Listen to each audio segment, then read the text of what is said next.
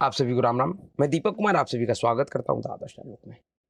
दोस्तों, अभी हमारे देश में लोकसभा का चुनाव चल रहा है और इस चुनाव का 3 चरण बीत चुका है। अब देश चौथे चरण के चुनाव की तैयारी कर रहा है और 13 मई को चौथे चरण की चुनाव होना है। उससे पहले जिस तरीके का बयानबाजी कांग्रेस पार्टी और उनके नेता देश और विदेश में बैठकर कर रहे हैं, उनको देखकर ऐसा लग रहा है कि शायद कांग्रेस पार्टी खुद यह तय कर चुका है कि इस बार के चुनाव में जो प्रधानमंत्री नरेंद्र मोदी जी का नारा था कि अब की बार 400 पार, वह 400 पार करवा दे। जी हाँ, और खास करके कांग्रेस पार्टी का जो शीर्ष नेतृत्व है राहुल गांधी और उनके राजनीतिक गुरु सैम पित्रोदा, जो कि ओवरसीज कांग्रेस का राष्ट्र का अध्यक्ष था अब तक, क्योंकि उन्होंने एक ऐसा बयान दिया है जिस बयान के बाद जिस तरीके से प्रधानमंत्री नरेंद्र मोदी ने कांग्रेस पार्टी के ऊपर हमला किया, उसके हमले से तिलमिलाकर सैम पित्रोदा ने ओवरसीज कांग्रेस के अध्यक्ष पद से इस्तीफा दे दिया कल ही। लेकिन उनके इस्तीफा देते देते बहुत देर हो चुका था। उनके उस बयान को प्रधानमंत्री नरेंद्र मोदी ने एक बड़ा चुनावी मुद्दा बना दिया, जिस पर कल इस देश में चर्चा शुरू हो गया और यह चर्चा लोकसभा चुनाव तक चलने वाला है, क्योंकि पहली बार ऐसा नहीं हुआ है कि सैम पित्रोदा ने इस तरीके का बयान दिया है। इससे पहले खुद राहुल गांधी इस तरीके का बयान दे चुका है। तो कर्नाटक में जो इस समय कांग्रेस पार्टी का सरकार है, उसके उप मुख्यमंत्री डीके शिव कुमार का भाई डीके सुरेश इस तरीके का बयान दे चुका है और न जाने कांग्रेस पार्टी के कई एक सारे नेताओं ने इस तरीके का बयानबाजी कर चुका है। इसलिए इस बात से कोई फर्क नहीं पड़ता है कि सैम पित्रोदा ने इस्तीफा दे दिया। अगर सैम पित्रोदा ने इस्तीफा दे दिया तो फिर राहुल गांधी ने क्यों नहीं दिया, फिर डी सुरेश ने क्यों नहीं दिया, क्या कारण था? दरअसल आप सभी लोग जानते होइएगा सैम पित्रोदा को। उनका जो असली नाम है सत्यनारायण गंगाराम बढ़ई है। जी हाँ, सत्यनारायण गंगाराम बढ़ई। वह गुजरात के रहने वाले हैं, लेकिन वह भारत से ज्यादा अमेरिका में रहते हैं। उनके पास भारत के संबंध में कितनी जानकारी है, वो भारत को कितना समझते हैं, वह तो उनके बयानों से लोगों ने समझ गया। और उसी का असर है कि अब तक राहुल गांधी 55-56 वर्ष के हो गए हैं, लेकिन उनको भारत ही समझ में नहीं आया। वह भारत को समझने के लिए पिछले साल भर में 2 बड़े बड़े राजनीतिक यात्रा कर चुके हैं, लेकिन उसके बाद भी ऐसा लग रहा है कि राहुल गांधी भारत को नहीं समझ पाया। और भला समझे कैसे? जिस व्यक्ति का राजनीतिक गुरु ही अब तक भारत को नहीं समझ पाया, उस गुरु का चेला कैसे समझेगा? और इसीलिए मैंने आज का थंबनेल बनाया है कि गुरु और चेला मिलकर मोदी जी को 400 पार कराएंगे, क्योंकि गुरु चेला दोनों का जो राजनीतिक सोच है भारत के संबंध में, सनातन धर्म के संबंध में, वह बिल्कुल मिलता जुलता है। कल सैम पित्रोदा ने भारत के लोगों के से जुड़े हुआ एक बयान दिया और उनके बयान को प्रधानमंत्री नरेंद्र मोदी जी ने हाथों हाथ उठा लिया। सैम पित्रोदा ने कहा कि भारत के पश्चिम में रहने वाले लोग अरबी मुल्क के हैं, यानी कि जो पश्चिम गुजरात साइड के जो लोग हैं, पंजाब इस साइड के जो लोग हैं, वह अरबी मूल के हैं। उनको अरबी बता दिया सैम पित्रोदा ने, समझ जाइए। उसके बाद इन्होंने कहा कि दक्षिण भारत में जो रहने वाले लोग हैं वो अफ्रीका मूल के, क्योंकि वो सब काले होते हैं। जी हाँ, ये उनको अफ्रीकन बता दिया।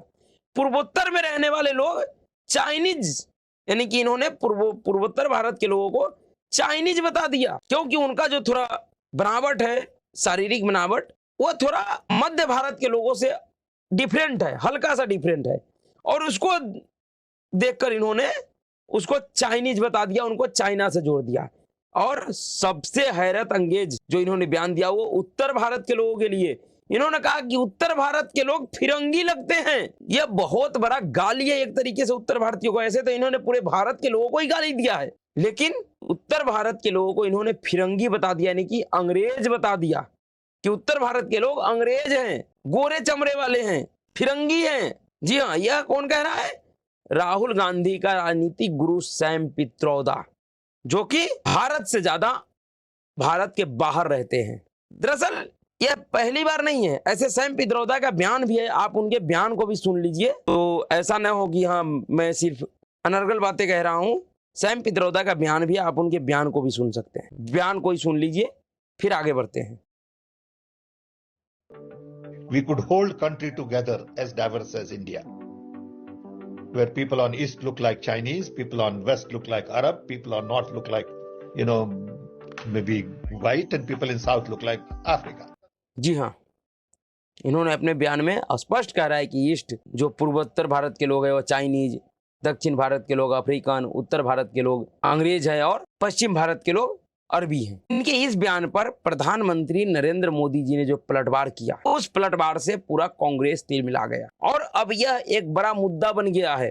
लोग कांग्रेस पार्टी और उनके नेता से सवाल पूछ रहे हैं कि जिसको राहुल गांधी का राजनीतिक गुरु कहा जाता है, जिसके लिए कहा जाता है कि राहुल गांधी को सारा राजनीति का शिक्षा सैम पित्रोदा ही देते हैं, उन्हीं के कहने के अनुसार राहुल गांधी काम करते हैं, बयान भाषण देते हैं। जब भी विदेश जाता है तो राहुल गांधी के पूरे कार्यक्रम का तैयारी, देखरेख सैम पित्रोदा के कंट्रोल में ही रहता है। किससे बातें करना है, किससे मिलना है, किसका जवाब देना है, किसका नहीं देना है, ये सारा काम सैम पित्रोदा देखता है भारत से बाहर राहुल गांधी के लिए। इसलिए सैम पित्रोदा कोई छोटा मोटा कार्यकर्ता नहीं है, यह कांग्रेस ओवरसीज का राष्ट्रीय अध्यक्ष है, अंतर्राष्ट्रीय अध्यक्ष। वो अलग बात है कि इन्होंने कल इस्तीफा दे दिया। इनके इस्तीफे के बाद भी जयराम रमेश ने ट्वीट करके कहा कि दरअसल सैम पित्रोदा ने अपने मन से इस्तीफा दिया है और उनके इस्तीफे को राष्ट्रीय अध्यक्ष मल्लिकार्जुन खड़गे जी ने स्वीकार भी कर लिया है। यानी कि सैम पित्रोदा के इस बयान पे कांग्रेस पार्टी ने कार्रवाई नहीं किया, जो कि करना चाहिए था। उन्होंने सैम पित्रोदा के बयान का कंडम तो किया, उससे पार्टी पल्ला झाड़ने का प्रयास किया, लेकिन सैम पित्रोदा के खिलाफ कोई कार्रवाई नहीं किया। सैम पित्रोदा ने जब इस्तीफा दिया तो जयराम रमेश और कांग्रेस पार्टी देश के लोगों को इस तरीके से बताया जैसा कि सैम पित्रोदा ने एहसान किया है देश के लोगों के ऊपर इस्तीफा देकर। जयराम रमेश ने कहा कि सैम पित्रोदा ने अपने मर्जी से इस्तीफा दिया है, जिसका इस्तीफा कांग्रेस पार्टी के राष्ट्रीय अध्यक्ष ने स्वीकार कर लिया। यानी कि एक तरीके से उन्होंने देश के ऊपर एहसान किया सैम पित्रोदा के इस्तीफे को स्वीकार करके। अगर इस्तीफा नहीं देते तो कांग्रेस पार्टी इनसे इस्तीफा मांगने नहीं जा रही थी। सैम पित्रोदा के इस बयान के बाद प्रधानमंत्री नरेंद्र मोदी ने जो हमला किया, आपको प्रधानमंत्री नरेंद्र मोदी के बयान को सुनना चाहिए कि किस तरीके से उन्होंने सैम पित्रोदा के इस नस्ल भेदी बयान को देश के राष्ट्रपति से जोड़ते हुए कांग्रेस पार्टी के ऊपर हमला किया है। प्रधानमंत्री नरेंद्र मोदी के बयान को पहले सुनिए। साथियों, मैं बहुत सोच रहा था कि द्रौपदी जी, जिनकी बहुत अच्छी प्रतिष्ठा है, आदिवासी समाज की एक प्रतिष्ठित बेटी है, उसको हम राष्ट्रपति बना रहे हैं, तो कांग्रेस उनको हराने के लिए इतनी मेहनत क्यों कर रही है? कांग्रेस आदिवासियों को नाराज क्यों कर रही है? मैं सोचता रहता था, लेकिन मुझे समझ नहीं आता था। मुझे लगता है ठीक है, ये शाहजहां का दिमाग ऐसा है तो शायद वो द्रौपदी जी का विरोध कर रहा है, उनको चुनाव में हराने के लिए निकल पड़ा है। लेकिन मुझे आज पता चला कि ये कांग्रेस पार्टी द्रौपदी मुर्मू, जो एक आदिवासी बेटी थी, उसको हराने के लिए क्यों मैदान में उतरे थे। आज मुझे पता चला कि अमेरिका में ये शहजादे के एक अंकल रहते हैं। ये शहजादे के अंकल, वो उनको फिलोसोफर एंड गाइड है। और जैसे क्रिकेट में आजकल थर्ड एम्पायर होता है ना, कोई कंफ्यूजन हो तो थर्ड एम्पायर को पूछते हैं, और वैसे ही ये शहजादे ये थर्ड प्लेयर को कंफ्यूजन होते हैं तो सलाह लेते हैं। ये शहजादे के फिलोसोफर एंड गाइड अंकल ने बड़ा रहस्य खोला है। उसने कहा है कि जिनका चमड़ी का रंग काला होता है, ये सब अफ्रीका के हैं। मतलब आप सबको, मेरे देश के अनेक लोगों को चमड़ी के रंग के आधार पर उन्होंने इतनी बड़ी गाली दे दी। तब जाकर के मुझे समझ आया कि चमड़ी का रंग देख करके उन्होंने मान लिया कि द्रौपदी मुर्मू भी अफ्रीकन है और इसलिए उनकी चमड़ी का रंग काला है तो उनको हराना चाहिए। ये सोच आज पहली बार मुझे तो पता चला कि ये दिमाग कहां काम कर रहा है इनका, ये देश को कहां ले जाएंगे। अरे चमड़ी का रंग कोई भी हो, हम तो श्री कृष्ण की पूजा करने वाले लोग हैं, जिसकी चमड़ी का रंग यहां हम सब जैसा रंग था।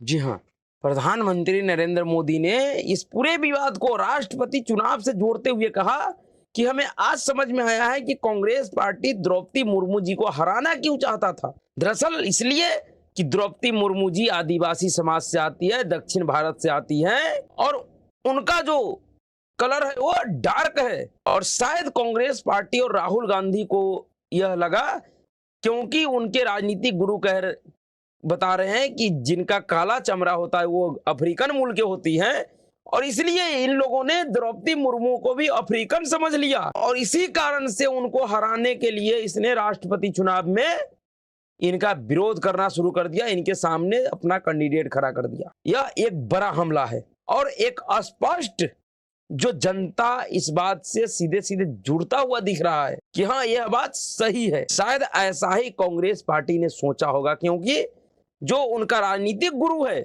जब वो इस तरीके से सोच रहा है तो फिर जो उस गुरु का चेला है वो भी तो ऐसे ही सोचेगा। और गुरु के चेले ने भी भारत जोड़ो यात्रा के दौरान जब कन्याकुमारी गया था तो इसने कहा था कि दक्षिण भारत के लोग उत्तर भारत के लोगों के अपेक्षाकृत अधिक समझदार होते हैं।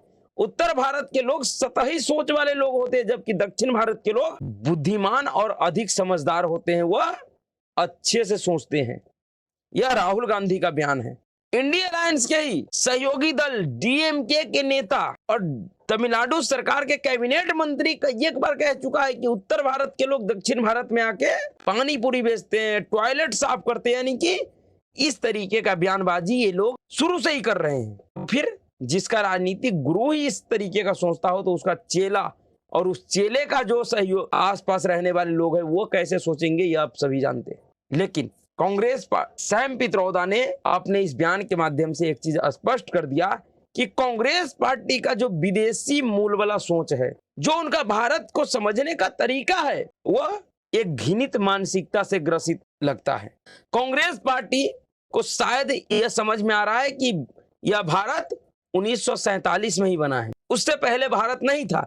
जैसा कि कांग्रेसी कहते भी है कि भारत तो 1947 में बना, उससे पहले भारत था कहां। शायद इन कांग्रेसियों को भारत का ना इतिहास पता है, ना भूगोल पता है, कुछ भी पता नहीं है। और यही कारण है कि ये लोग इस तरीके का बयानबाजी करते हैं। कभी राहुल गांधी कहता है कि भारत देश नहीं है, भारत अलग अलग राज्यों का एक संघ है, जबकि ऐसा नहीं है। भारत एक देश है और ये जो अलग अलग राज्य सिर्फ इसलिए बनाए गए हैं कि प्रशासनिक कार्यों में कोई दिक्कत ना आए। इतना बड़ा देश को एक व्यक्ति अगर संभालेगा तो कहीं ना कहीं परेशानी आ सकता है, इसलिए इनको अलग अलग क्षेत्रों में बांटा गया, क्योंकि नागरिकों को किसी तरीके का कोई असुविधा ना हो। लेकिन उसे कांग्रेस पार्टी और उनके नेता कैसे समझाते हैं कि यह देश नहीं है, यह अलग अलग राज्यों का एक संघ है जो कभी भी चाहे तो अलग हो सकता है।